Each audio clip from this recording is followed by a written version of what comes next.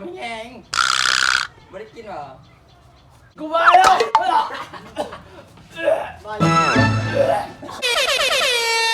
สบายดีมาพบกับพวกเรา3 คนแอนน้อย จักกี้ และกับรายการโซนทีมครับแล้วใน EP นี้ก็จะเป็น EP แรกกันบอกที่ว่าพวกเราเปิดตู่มาหลายคนอาจจะเคยเห็นแอนน้อยไปแล้วเนาะแต่ยังไม่เห็น2 คนนี้ซึ่งว่ามื้อนี้เขาจะเฮ็ดเนี่ยแจ็คกี้ในการดมมือดมอย่างก็บ้ากันว้ายอะไรสูดดมแต่อันเดียวเลยเนาะสุดจากดมอย่างเนาะเดี๋ยวเอาแต่ใส่หีนะซึ่งว่าคอนเทนต์แรกของพวกเราก็จะเป็นการดมเนาะซึ่งว่าเขาจะดมอย่างนั้นไปเบิ่งกันเลยสิ่งแรกที่เขาจะให้ดมก็คือกินมาเลยกูพูดแล้วเอาดมไปสิดมก่อนแอดดี้ก่อนเอาไหมแอดดี้เอาดิว่ะดมเลยเรื่องขี้ให้กูดมไม่ได้แค่มันขี้หมาตายแล้ว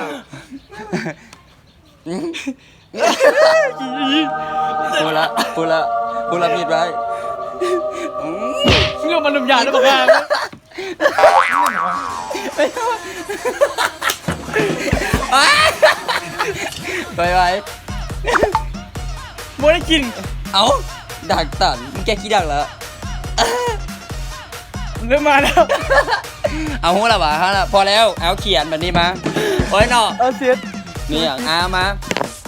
อันแรกที2 คนไทยพร้อมกัน1 2 3ให้นะกล้องนี้ขี้ไก่ปลาหมึกซึ่งปลาหมึกมาเบิ่งเสลยปลาหมึกคะแนนมาที่ยากหนักปะเอาไปเลยอันที่2ผมก็เล้งแหละมึงดมกันไหมก็ขี้มาให้กูดมเลยเราก็จะขี้ปากไม่ได้ใส่มึงต้องกินเกาออกก็ได้กินเกายังอยู่มีเบิ่งไม่มาหาขี้โกงมึงกินมุกกินก็ติดเดี๋ยวกินมุกตันเดี๋ยวรับบ่บ่ได้กินมันหอมโคตรไม่กินแล้วมูละกูแล้วเรื่องดมนี่มึงเก่งเนาะดมมีทุกมื้อหยอกคือคือว่าได้กินอย่างวะมันหอมเลยมึงต้องตั้งสติดมดีๆรู้ไหมได้ปะแจ็คกูดมมันนี่ยังมั่นใจเลยเดี๋ยวเนี่ยกูมั่นใจแล้วมันเป็นอย่างวะกูมั่นใจเลยอันนี้เขากินทุกมื้อกูพูดแล้วมันเห็นเอาได้โอเคเอาเขียนตื้อมึงเขียนแล้วกูได้คะแนนแล้วแกได้1 คะแนนแล้วมึงตายแล้วบทลงโทษซีเมนต์อย่างน้อยทัดติดส่งไม่หนอพ่อด่ากูเอากินมึงเป็นตอนเลย1 2 3เขียนหมักม่วงหมักโมมาเบิ่งเสลย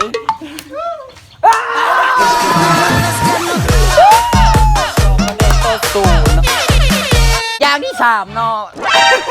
ไปจิดมก่อน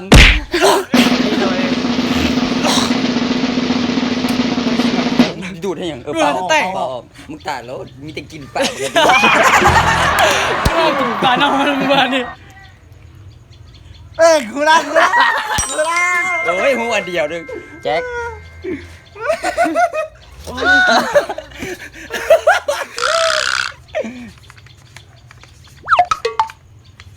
เอาเจ็บมึงก็ดมโดนแท้กูละเอามาเขียนมา1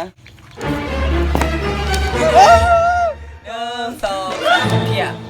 บาใส่กระเทียมบนมาเบิ้งบอกว่าดีแล้ว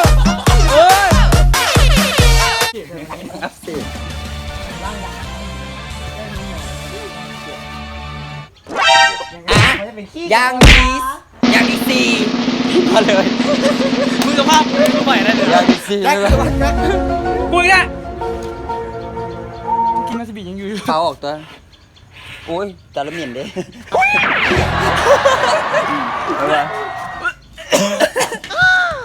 ไป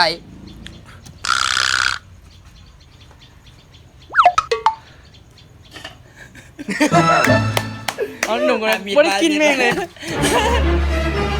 กาวเอาไม่ได้กินน่ะมาค่ะโอ้ยกินสะดุดกันแล้วเอาไม่อย่าง มันเป็นอย่างวะ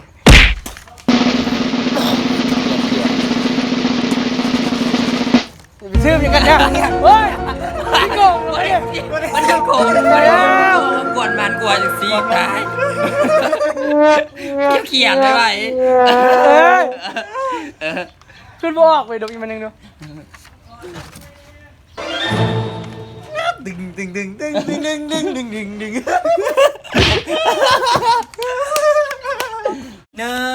2 3เอาบทเฉลย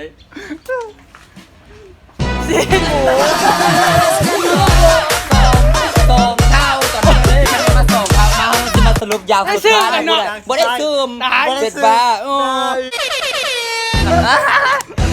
มาหูเลยห้ามปากยอมให้แยงบ่ได้กินหรออ๋ออย่าเนมบ่ได้กินสักบ่ โคตรเลยขึ้นมาขี้หมาไม่ใช่ชอบ เอาบ่มีการเปิดเลยมือดม กูเลยเนี่ยอีเมย์เลย มันมินมินมินมินมิน มึงเตรียมผ้าเลยมึงเตรียมผ้าเลยเจ็บบอลเจ็บบอลเจ็บบอลเหี้ย เดี๋ยวดม กูกินผ้าเลยกูกินผ้าบอกเลย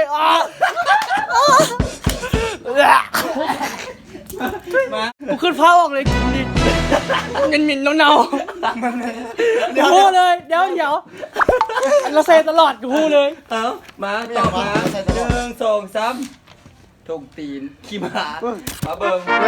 กูมาแล้ว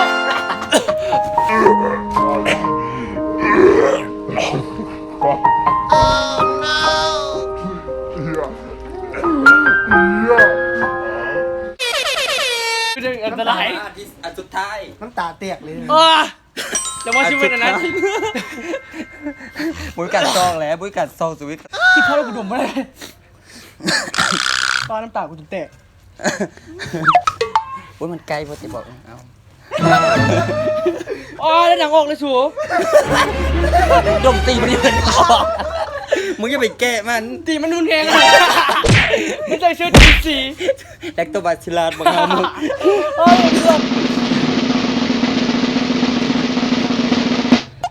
หนังกว่าสีเราดื่มกัน ให้ดมได้2 ฮอปพอเด้อ เดี๋ยวเลือดออก ใช่พอแท้มึงแค่คิดมา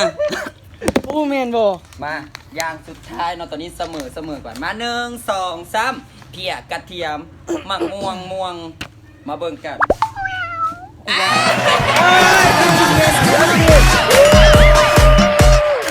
แอดดี้เนาะเป็นคนสนาดและบทลงโทษของเขาก็จะมีอยู่ว่าเดี๋ยวเราไปเบิ่งบทลงโทษกันเลยว่าสิเป็นยังเฮาสิมากินมากโมกับบาซาบิบักแกงมันเกี่ยวมาบีบก่อนเอ้าบอให้คนสนาเป็นคนอันนั้นเอามึงแทนไปใส่บักห่า เนาะเขาชิมาเก้งมันเนาะ สิ มันหนามือ มันหน้ามือหน้าเรื่อง เห็ดมันหลาบเลย มาตอนนี้เขาก็จะมาลงโทษด้วยการกินมักโบใส่กับบาซาบิแต่ว่าจะเป็นรสชาติแบบแจ็คมึงเกี่ยวมาเดี๋ยว มาก่อนกินเลยมึง เกี่ยว อ่ะ มา เฮ้ยเดี๋ยวแค่นี้เครียดมึงเนี่ยจะเป็นยังก็เป็นซิสูตายกูเฮ้ยพอแล้ว เอาจะคำดิ3 คำกับพอป่ะ2 3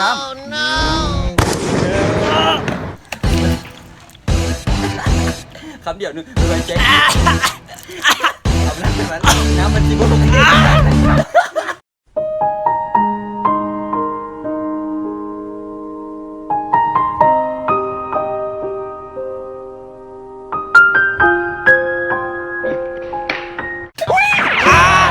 จะบีญี่ปุ่นแหงกระโชก มันบอกข้ามคนมึง